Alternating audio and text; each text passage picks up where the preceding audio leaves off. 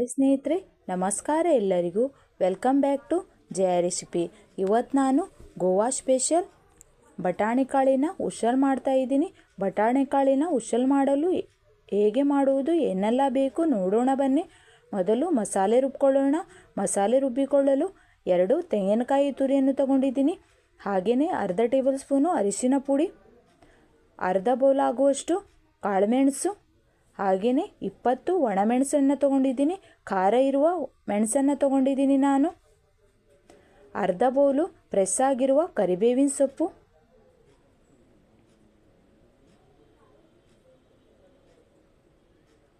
ಹಾಗೆಯೇ 1 kg ಬಟಾಣೆಯನ್ನು ನೆನೆಸಿಬಿಟ್ಟು ಬೇಯಿಸ್ಕೊಂಡಿಟ್ಕೊಂಡಿದ್ದೀನಿ. ರಾತ್ರಿ ನೆನೆ ಇಟ್ಟು ಬೆಳಗ್ಗೆ ಮಾಡ್ತಾ ಇದ್ದೀನಿ. ಬಟಾಣಿ ಕಾಳು ಕಡಿಮೆ ಅಂದರೆ 8 ತಾಸು ನೆನೆಬೇಕು. ಈಗ ಮಸಾಲೆ ಎಲ್ಲವನ್ನು ಮಿಕ್ಸ್ ಮಾಡಿ ರುಬ್ಕೊಳ್ಬೇಕು ತರಿಯಾಗಿ. ಮಸಾಲೆ ರುಬ್ಬುವಾಗ ವಟಾಣೆ ಬೇಯಿಸಿದ ನೀರಿತ್ತು, ಅದನ್ನು ಯೂಸ್ ಮಾಡ್ತಾ ಇದ್ದೀನಿ ನಾನು.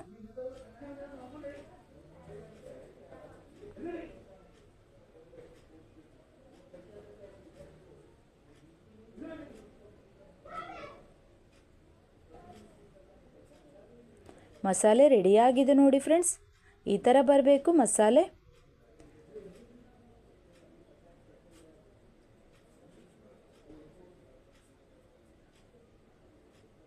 ಸ್ವಲ್ಪನೇ ರುಬ್ತಾ ಇದ್ದೀನಿ.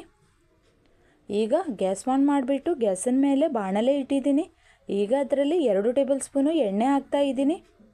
ಎಣ್ಣೆ ಹಾಕಿ 1 ಟೇಬಲ್ ಸ್ಪೂನು ಸಾಸಿವೆ ಹಾಕ್ತಾ ಇದ್ದೀನಿ. ಸಾಸಿವೆ ಚಟಪಟ ಅಂತಿದ್ದ ಹಾಗೆ ಅರ್ಧ ಟೇಬಲ್ ಸ್ಪೂನು ಹಿಂಗನ್ನು ಹಾಕ್ಕೊಳ್ಬೇಕು.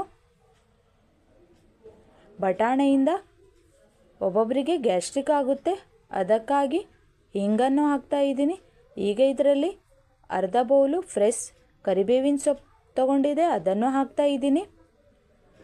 ಇದರಲ್ಲಿ ಈ ಉಸಲಲ್ಲಿ ಕರಿಬೇವಿನ ಸೊಪ್ಪು ಜಾಸ್ತಿನೇ ಯೂಸ್ ಮಾಡ್ತಾರೆ, ಯಾಕಂದರೆ ಕರಿಬೇವಿನ ಸೊಪ್ಪಿನ ಪರಿಮಳದಿಂದ ಉಸಲ್ ಚೆನ್ನಾಗಿ ಬರುತ್ತೆ, ಟೇಸ್ಟು ಕೂಡ ಸೂಪರ್ ಆಗಿರುತ್ತೆ. ಈಗ ಬೇಯಿಸ್ಕೊಂಡಿಟ್ಟಿರುವ ಬಟಾಣಿ ಕಾಳನ್ನು ಹಾಕ್ತಾ ಇದ್ದೀನಿ. ಹಾಗೆಯೇ 2 ಟೇಬಲ್ ಸ್ಪೂನು ಬೆಲ್ಲ ಹಾಕ್ತಾ ಇದ್ದೀನಿ. ಬೆಲ್ಲ ಬೇಡ ಅಂತಂದರೆ ಸ್ಕಿಪ್ ಮಾಡ್ಕೊಳ್ಬೋದು. ಹಾಗೆಯೇ ನಾನು ಮಸಾಲೆ ರುಬ್ಬುವಾಗ 20 ಮೆಣಸಿನಕಾಯನ್ನು ತೊಗೊಂಡಿದ್ದೀನಿ. ಖಾರದ ಮೆಣಸು ನಿಮಗೆ ಕಡಿಮೆ ಬೇಕಂತಂದರೆ ಕಡಿಮೆ ತೊಗೊಳ್ಳಿ. ಈ ಉಸಲ್ ಜಾಸ್ತಿ ಖಾರ ಮಾಡಬಾರ್ದು, ಖಾರ ಮಾಡಿದರೆ ಟೇಸ್ಟು ಚೆನ್ನಾಗಿ ಬರೋದಿಲ್ಲ. ರುಚಿಗೆ ತಕ್ಕಷ್ಟು ಉಪ್ಪು ಹಾಕ್ತಾ ಇದ್ದೀನಿ. ಉಪ್ಪು ನೋಡಿ ಹಾಕ್ಕೊಳ್ಳಿ. ವಟಾಣೆ ಬೇಯಿಸುವಾಗಲೂ ಕೂಡ ಉಪ್ಪು ಹಾಕಿದ್ದೆ ನಾನು. ಈಗ ಮಸಾಲೆಯನ್ನು ಹಾಕ್ತಾ ಇದ್ದೀನಿ. ಮಸಾಲೆ ಹಾಕಿ ಚೆನ್ನಾಗಿ 2 ನಿಮಿಷ ಇದನ್ನು ಕುದಿಸ್ಕೊಳ್ಬೇಕು.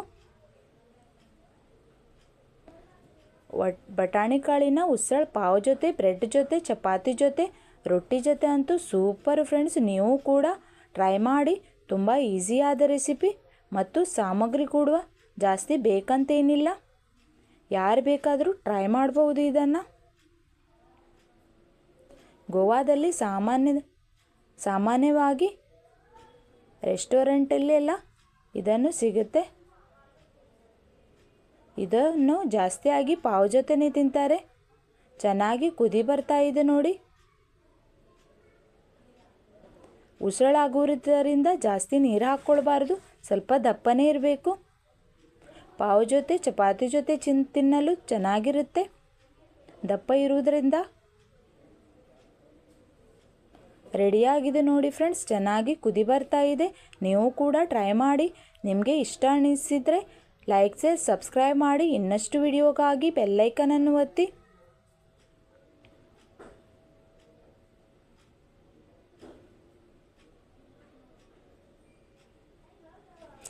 ಈಗ ಇದರಲ್ಲಿ ಕೊತ್ತಂಬರಿ ಸೊಪ್ಪನ್ನು ಹಾಕ್ತಾ ಇದ್ದೀನಿ.